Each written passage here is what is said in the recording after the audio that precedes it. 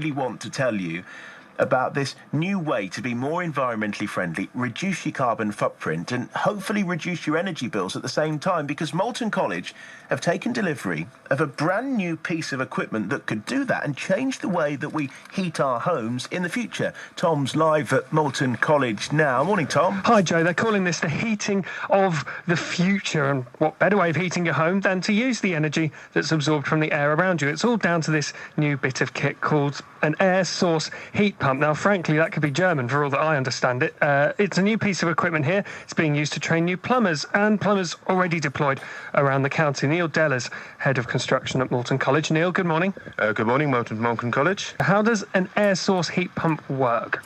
Well, basically, it brings in the air from outside, it compresses the air molecules, heats it up, and then that in turn heats the water systems up in the house. And you're telling me this is like a refrigerator working in reverse, effectively? That's exactly what it is, yeah. And it's an installation would cost around £3,000, £4,000 in domestic house, and also it's VAT free on the installation, 5% VAT on the installation. Now, the government's keen to get everyone using increasingly green methods of heating and supplying utilities to their home, things like photovoltaic solar panels and solar panels that heat your hot water, ground source heat and all these kind of things, but they need the individuals with the expertise to actually install these things, and that's where you come in. That's exactly where we are. We've got the solar domestic training rigs here, we've got rainwater and grey water heating systems, and now we have this new state-of-the-art equipment for air source heat pumps, and the staff are all trained up, and we offer 2 3-day courses for employers, architects,